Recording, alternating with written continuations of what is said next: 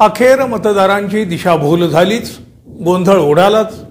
पिपाणी आणि तुतारी यात व्हायचा तो घोळ झाला आणि तुतारीच्या उमेदवारांचा पराभव झाला। याला जबाबदार कोण? कुठल्या कुठल्या मतदारसंघामध्ये हा प्रकार झालेला आहे हे आपण आता पाहू।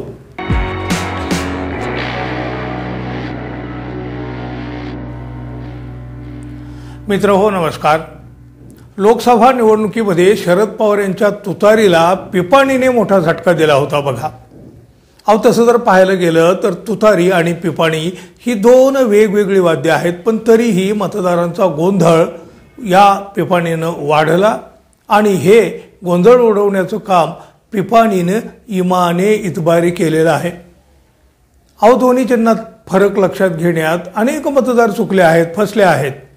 शिवाय बघा, म्हणजे ही पिपाणी जी आहे, पिपाणी म्हणजे काय, इंग्रजीमध्ये म्हटलं तर ते ट्रम्पेट, पण तरीही तुतारी असं नाव दिलं गेलं लोकसभेच्या वेळेला। निवडणूक आयोगानं मतदारांना मदत करणं अपेक्षित आहे, पण हा गोंधळ ओढवला तो या आयोगानंच। लोकसभेचा अनुभव आणि राष्ट्रवादी पक्षाची मागणी विचारात घेऊन पिपाणी बाजूला ठेवायला हवी होती, आयोगानं नाही केलं तसं। म्हणजे निष्पक्ष आणि निर्भय निवडणूक ही अशी मतदारांचा गोंधळ उडवून, मतदारांची दिशाभूल करून। शेवटी विधानसभा निवडणुकीत ही या फसवणुकीचा दणका शरद पवार यांच्या तुतारीला बसलाच। या निवडणुकीत काँग्रेसला 16, उद्धव ठाकरे गटाला 20 आणि शरद पवार गटाला 10 जागा मिळाल्या फक्त। तिकडे भाजपाला 132, शिंदे गटाला 57 आणि अजित पवार गटाला 41 जागा मिळाल्या। राज्यात आणि महायुतीत भाजपा हा सगळ्यात मोठा पक्ष ठरला, तर महाविकास आघाडीमध्ये ठाकरे गट मोठा पक्ष ठरलेला आहे। मात्र यातील सर्वात महत्त्वाची गोष्ट म्हणजे चिन्हाच्या घोळाचा। या निवडणुकीतही शरद पवार गटाला मोठा फटका बसला। शरद पवार गटाचे उमेदवार 9 ठिकाणी पडले असल्याचं दिसलं आहे या पिपाणीमुळं। पिपाणी आणि तुतारी या चिन्हामध्ये मतदारांचा घोळ झाला, त्यामुळे जिंतूर, घनसांगवी, शहापूर, बेलापूर, अणुशक्तीनगर, आंबेगाव, पारनेर, केज, परांडा या 9 मतदारसंघातील शरद पवार गटाचे उमेदवार पडले। विशेष म्हणजे उमेदवारांचा जेवढ्या मतांनी पराभव झाला त्यापेक्षा जास्त मते या पिपाणीला मिळालेली आहेत। यावरून मतदारांनी पिपाणीलाच तुतारी समजून मतदान केल्याचं दिसून आलं। हा घोळ झाला जर नसताना तर शरद पवार गटाच्या आमदारांची संख्या आणखी 9 तरी वाढली असती। बघा, जिंतूर विधानसभा मतदारसंघामध्ये शरद पवार गटाचे विजय भांबळे उभे होते, त्यांचा 4516 मतांनी पराभव झाला। या ठिकाणी पिपाणीला 7430 मतं मिळालेली आहेत, त्यामुळे भाजपच्या मेघना बोर्डीकर विजयी झाल्या आणि तुतारीचा उमेदवार पडला। घनसांगवीमध्ये शरद पवार गटाचे राजेश टोपे ज्येष्ठ नेते 2309 मतांनी पराभूत झाले। या ठिकाणी पिपाणीला 4830 मतं मिळाली आहेत। शिंदे गटाचे उमेदवार इथे विजयी झाले। शरद पवार गटाकडून शहापूरमधून लढणारे पांडुरंग बरोरा यांनाही फटका बसलेला आहे। बरोरा यांचा 1672 मतांनी पराभव झाला, पण या ठिकाणी बघा पिपाणीला मात्र 3892 मतं मिळालेली आहेत। परिणामी अजितदादा पवारांचे दरोडा विजयी झाले। बेलापूरमध्येही अटीतटीची निवडणूक झाली। शरद पवार गटाचे संदीप नाईक यांचा अवघ्या 377 मतांनी पराभव झाला। या ठिकाणी पिपाणीला 2860 एवढी मतं पडली, त्यामुळे भाजपच्या मंदा मात्रे विजयी झाल्या। पिपाणीने ही मतं जर घेतली नसती ना तर तुतारी जोरात वाजली असती इथंही।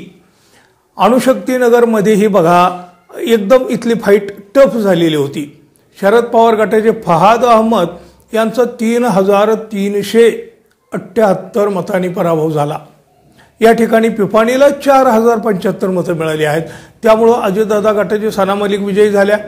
सगळी गणितं अशीच थोडक्यात चुकली गेली। आता आंबेगावात बघा, शरद पवार गटाच्या देवदत्त निकम यांना पिपाणीचा किती मोठा फटका बसला आहे। निकम यांचा 1523 मतांनी पराभव झाला आणि या ठिकाणी पिपाणीला 2965 मतं मिळाली आहेत। अर्थातच इथं दिलीप वळसे पाटील अजितदादा पवार गटाचे ते विजयी झाले।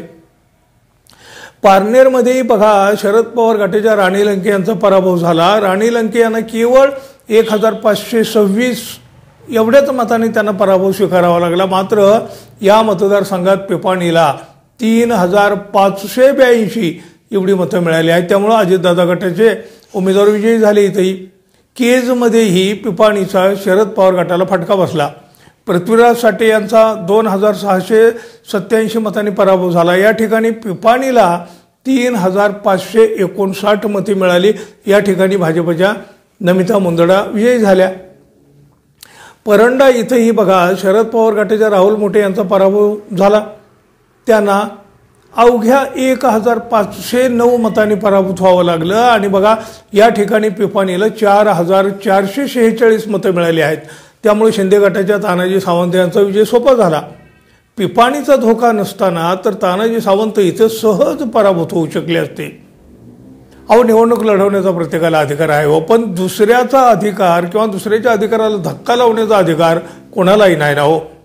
निवडणूक आयोगाच्या लक्षात आणून दिल्यानंतरही शिवाय पक्षानं मागणी करूनही पिपाणी चिन्ह कायम ठेवलं गेलं आणि त्याचा फटका शरद पवारांना बसला. त्यांचे आणखी उमेदवार निवडून आले असते, पण निपक्षपाती निवडणूक म्हणे. निवडणूक आयोगाची ही भूमिका तुम्हाला योग्य वाटते का? जरूर सांगा. आपण आपल्या चॅनलला सबस्क्राईब केलं नसेल किंवा आपल्या चॅनलवर आपण नवीन असाल तर कृपया सबस्क्राईब करावं ही अपेक्षा आहे. धन्यवाद. पुन्हा भेटू. तोपर्यंत नमस्कार.